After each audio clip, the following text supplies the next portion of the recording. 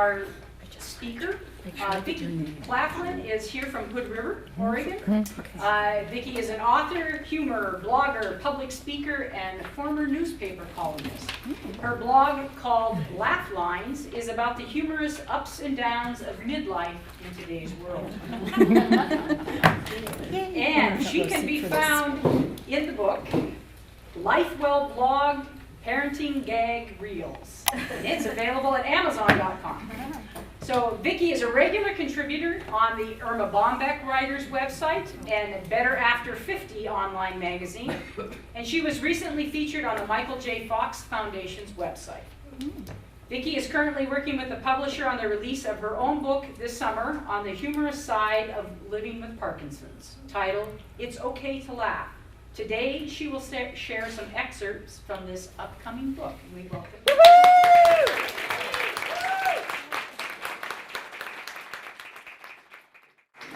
Good morning. Thank you. Can you hear me in the back? Everybody? How many of you are living with or love somebody that's living with a chronic illness? Raise your hand. Pretty much everybody in the room. How many of you have ever laughed about it? Okay. Let's have some fun. My mother used to call it the elephant in the room. It's the one thing that everybody knew, but nobody was going to talk about. Like Uncle Buck ran off with Aunt Susie's kindergarten teacher, and nobody asks why he's not at Christmas dinner. Or Bob got fired, and he's not at the summer barbecue for the office, and everybody pretends they don't know anybody named Bob. So Sally has breast cancer, hair the length of a chihuahua. Nobody at her high school reunion knows what to say. Can you ask about it or not? The elephant in our room was called Parkinson's. And I was diagnosed 5 years ago after 2 years of steadfast denial. I kept telling everybody that it was a nerve damage, basically showing that humans can deny about anything, and I was a pro. But 2 years later, when I couldn't deny it any longer, and my husband was threatening to throw me over his shoulder and drag me to the doctor, I finally agreed to go to a neurologist who scheduled an MRI because, of course, I was flapping all over the place. And I tried to tell her that this was just a nerve damage from working out. She said, well, when was the last time you worked out? I said, well, 8 years ago. She said, no, not so much. So, but one of the things about Parkinson's that's interesting to people is doctors don't diagnose Parkinson's. What happens is it's not anything else. So tremors can be caused by a host of things, and a lot of them are scary and fatal. So Parkinson's test, you have this kind of weird prayer. I'm in the MRI tube, and it's going bam, bam, bam, bam for 5 hours because they were MRIing everything. I told them they'd get one chance at me. And I was in there praying, please, God, let this be Parkinson's. And it's kind of your new normal shifts a little bit. And the next week, when I went to see the doctor, and the doctor said, yes, in fact, you do have Parkinson's. And I'm going, yes, this is so good. And she's looking at me like, oh, my God. I said, this is my happy dance. Thank God it's Parkinson's. And the interesting part was, of course, my mother has it, and I'd been staring at it for 20 years, so I knew exactly what the symptoms were. But again, you go back to that ability to deny. And even once I found out, it was months before I told anybody. You don't want to be that girl, where people would say, oh, that woman that works at that boutique downtown, she's got Parkinson's. Or, that woman that drives that yellow convertible, she's got Parkinson's. It's like your entire life just vaporizes, and you've achieved nothing but this disease that you have. And unfortunately, our culture works like that. But Parkinson's is interesting also in that it's what they call a designer disease. It means everybody's got a little bit different symptoms, and everybody manifests them differently, which incidentally makes medications a tiny bit of a crapshoot, because you never know what it's going to do. Something that may solve somebody else's tremors or their balance issues, suddenly you can't remember the names of your children or where you live. And a lot of times they're kind of they have you try them and see what's going to happen. You hear that a lot. Well, why don't you give this a try? And we ask about side effects. We were just talking about that with the woman in the back. Side effects can be bizarre. Facial rashes, genital warts, compulsive gambling is a big one. Addiction to porn, assuming you didn't have that before. So they're saying like, okay. So, and projectile vomiting at Safeway. I mean, all these things will happen. I've had hallucinations, whatever. So then you go back to the doctor and you say, no, this isn't working. I've squandered all our money at the Family Inn, and I'm watching porn all night, so I need a different phone because I have to go to work in the morning. So they give you something else. And finally, after about 6 tries, my doctor gave me this tiny, tiny little fabulous pill whose primary side effects, I love this, sudden rapid weight loss and increased sex drive. I said, oh, I'd take that if I didn't have Parkinson's. And all my girlfriends were saying, how many of those do you take a day? Can you sell me one? I could have made a bundle. So a month later, I'm 10 pounds lighter, my husband's delighted, and everybody's happy, and I don't shake. So I said, but they also made me nocturnal, which was interesting, because at 2 a.m., I'm bamming on my husband thinking, okay. And I'm sitting there in my tremor and a smile, and he's just giddy. He's thinking, this is great. But by the 5th night, he said, like, honey, I'm 57. I need to sleep. Go do something. And I thought, okay, well, I said, I understand that being jumped on at 2 o'clock in the morning by a human vibrator with no off switch is a little bit tough. But he's saying, like, go do something. So I read a lot of books and all this kind of stuff. If you ask a Parkinson's patient what they want most, other than obviously a cure would be lovely in my lifetime, they're looking for a way to hide their symptoms because it's embarrassing. I mean, you're shaking and you're rattling, you're rolling all over town, and people ask you about it, and I'll talk about that in a minute. But after a couple of years, I have an innate irreverence to life anyway. I'm constantly putting my foot in my mouth. My whole blog is about idiotic things I do. I finally learned to laugh about it because Parkinson's isn't going to kill you. So you've got years ahead of you. You've got to kind of decide how you're going to live your life that way. My primary symptoms, of course, are a marked left-hand tremor and balance issues. So basically what that means is I'm a klutz with a shaky arm. So you make adjustments. I get dressed sitting down, so I don't topple over like a drunk flamingo. I get these unpredictable foot spasms, so I'm constantly hopping around my house, shaking my foot, trying to get it to go away, and you have boobs flying one way and arms flying the other. And so I've taken out my coffee table more than once.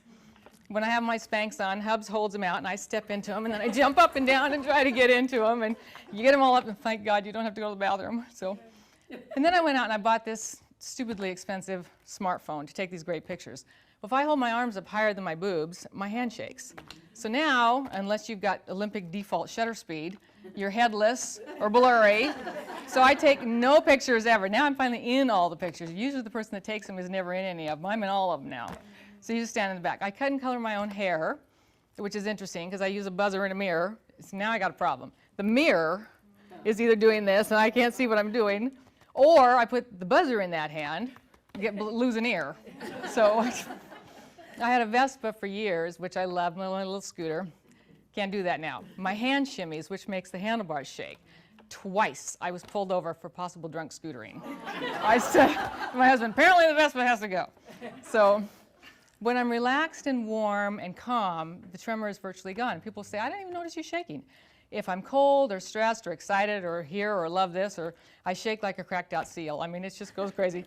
So my husband, who says, gee, honey, anything wrong? And what do we always say to that? No, nothing. Now he says, you're so lying, because I'm shaking like crazy. So it takes a little bit of support of that question, but it's long been believed that Parkinson's is not hereditary. That's been a belief up until really recently when the doctors are sort of saying, oh, that statistically there's so many people with Parkinson's whose upline has that. But still, it's rare for it to strike the same generation twice, which brings me to my brother and sister. I have it, so guess what? They're probably not going to get it. So I said, guess what? My birthday, September 11th every year, big gift. I want you guys owe me big gift. So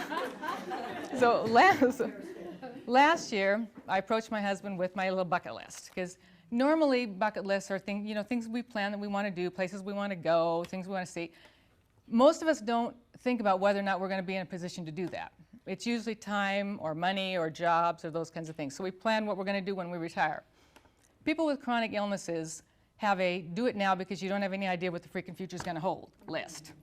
So I said to my husband, I want to do these things because I don't know. Everybody progresses at a different rate. So he said, well, what's first on your list? I said, I want to buy a vineyard in South France.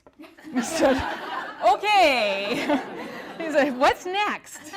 I said, oh, okay, number 2, I want to learn to trap shoot. So he said, okay, I've always wanted to shoot a shotgun and do the little pigeon pole thing. So he gets me this totally cool girl shotgun and my little vestie, and I'm all, hot, this is great. We go to the Sportsman's Club, and there's these dozen old vets with their little World War II hats on, and they love new people. So they're going, oh, this is so cool, and she's a woman, this is going to be great. So Hubs takes me up there, and I get my own shotgun ready. He turns around and he yells, Parkinson's! These guys hit the deck. I mean, they just went down. So I said, so now, when I go, they let me shoot alone, and I go up there, and every time I yell pull, they're all behind the picnic table yelling, use your good arm, use your good arm. I'm going like, I got it. Well, actually, I'm getting pretty good. Then I decided I was going to give Hubs a pole dance. Bad idea, epically fail. But I didn't want to go to a class because I'm 57 with Parkinson's and that'd be stupid. So I decided to do it in my living room because nobody would see. So I'm trying to do all the steps and I look out the window and there's about 8 of my neighbors standing out there in the yard just howling. I mean, and they're all going, yeah, this is good. I'm thinking, oh my God. So I finally get Hubs in there and I decide I'm going to do this fireman spin thing because it's the only thing I could do. So I grab the pole and I'm spinning around and I'm smiling, feeling all sparky. And this arm started shaking and I let go. Landed right on Hubs, did a face plant right into the sofa. He thought it was totally cool. He thought that was part of the act. He said, this is awesome, do it again. I said, I can't. Then I decided to learn to groom my little dog. So I get my little buzzer out, start chasing my chihuahua around the house, and he's looking at me, his eyes are like this big, and his ears are straight up. He finally crashes through the cat door, and in 3 days, he didn't come in. So I said, well, and he says, he's a chihuahua, what were you going to do? I said, I don't know, but he's under the house. So 5 years later, we've crossed a lot of things off the list, which has really been fun. Some of them were spectacular successes. There was epic fails. But what I've learned is that epic fails are better dinner conversation. They entertain your kids. So, and I don't know if they'll find a cure in this lifetime. That would be nice. But until then, I've discovered I made a list of things where Parkinson's comes in really handy. 1, rocking your fussy grandchild to sleep. Give mom and dad a break. 5 minutes with us, that little kid's out. I mean, I can carry him for days. Freaking out a burglar. Who needs ADT? We put up a yard sign that says the owner of this house has a shotgun and Parkinson's. Good luck with that. So, blow drying our hair. Hairdressers say blow dryers cause less damage if they go side to side. Piece of cake. I can bleach my hair like crazy. It's in great shape. So cooking and baking. We can whisk eggs all day long. Need sprinkles on your cookies? Hand over the jar. We're good to go. So, sex. And that's all I'm going to say. So, pet the cat. We can do this for hours. I mean, we're shaking anyway. Stick a cat under there. You know, it's just like applying makeup. Makeup artists say blending is more important than application. We just hold up the brush and it's perfection. So, craft projects. This is like cooking and baking, but with glitter. So, 52 pickup. Got restless kids in the house? Give us a deck of cards. We can shoot them in 10 different directions, 3 different rooms. They will be busy for hours, and you're welcome. So, and campfires. I'm not talking about those easy light and a presto kit things. I'm talking where you have to rub 2 sticks together really, really fast to get a fire. We got it. So, and sewing. Seriously, people, we're human pinking shears. Not so much on the straight stretch, but for non-fraying hemlines, we're good. And making popcorn. And none of that wimpy microwave stuff. We're talking about the good stuff where you have to shake for hours and hours and hours. And if you like late night movies, guess what? We have night trimmers. So you can just get us out of bed, prop us up, and let us go. And we are that good, people. So recently I was at a restaurant with a girlfriend, and we were having a big old plate of nachos and 2 pitchers of margaritas, having a great time. And this woman walked up. She's about my age, and she goes, "Hi, do you have Parkinson's?" I said, "Excuse me?" And she said, "Well, do you?" I said, and I'm sitting there, and I'm totally stunned thinking, okay, you just obliterated about 18 social correctness rules. But I said, "Yeah, I do. Thanks for asking." She said, "You know, I thought so." She said, "I was sitting over there with a girlfriend, and I was trying to tell her about Parkinson's, and I looked at you, and I said to her, 'That's what it looks like.'" She goes, "Okay, have a nice day." Oh, my God. So, I mean, my girlfriend and I just burst out laughing. I mean, really, what can you do?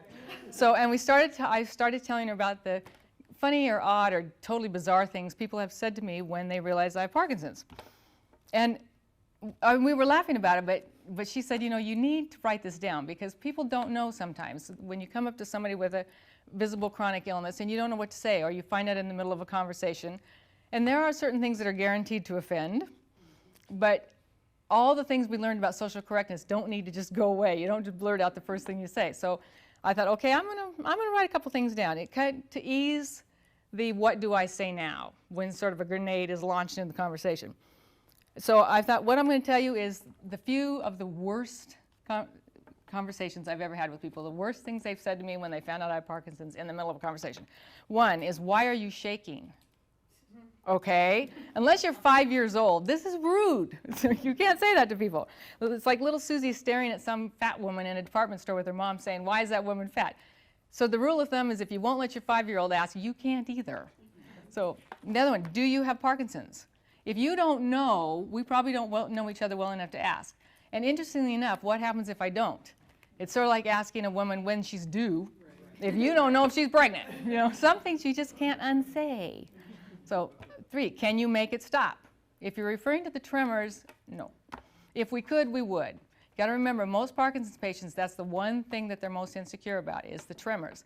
So if there was some way we could make that stop or just will it to stop, we'd be just zenning at the ashrams all over the country because we'd be so peaceful. The other one, there's no cure, right? No, but thanks for reminding me. So I heard you had Parkinson's disease. Again, the problem with a chronic illness is that people feel that that's what defines them. It's sort of like no matter what else you've achieved, you're always going to be that person with Parkinson's. So this one I love. What does your husband think? Well, I always want to say, you know what, he thinks he got hosed, and he thinks in sickness and in health was purely rhetorical. But he's going to, and I told him that I own half his fishing boat. So if he leaves, it stays. So he's good to go. My grandfather had Parkinson's and was in a wheelchair until he died last year. Well, thank you for sharing that. So, and your gramps was 92 years old. Parkinson's doesn't kill you. So he died. He did not die from Parkinson's. He died with Parkinson's. There's a big difference. I read that people with Parkinson's only live another 20 years. Well, most people with Parkinson's don't get diagnosed until they're in their late 60s. So they were only going to live another 20 years anyway. But I always say, but thank you for reminding me I only have 13 years to go. So, my husband's sister's great Aunt Flo had Parkinson's disease, but she started drinking goji juice and she didn't shake anymore. That's nice for her. So it's always a pleasure to hear about somebody whose Parkinson's symptoms were eliminated by eating kale. But if the cure for Parkinson's was at Safeway, great Aunt Flo would not be the only person that knew about it. So you should quit drinking Diet Coke. That's probably why you got Parkinson's. Okay, choosing to overlook the sweeping judgment in that statement. Unless you graduated from Johns Hopkins and specialized in Parkinson's, just be my friend and not my doctor. And then I usually have to say, now put out your cigarette and let's go to lunch. So, my personal favorite, God never gives us more than we can handle. Really? Okay, so what you're saying is that God made me strong, and then one day he got bored and gave me Parkinson's because I can handle it. So what church do you people go to? I said, I'm thinking, if God really loved me, he'd have made me weak and cowardly. So I'd have this life of unicorns and rainbows, and nothing would ever go wrong because he knows I can't handle it. That's stupid. And everything happens for a reason. Okay? So apparently, we're referring to some cosmic entity that needed me to have Parkinson's to fulfill some mysterious destiny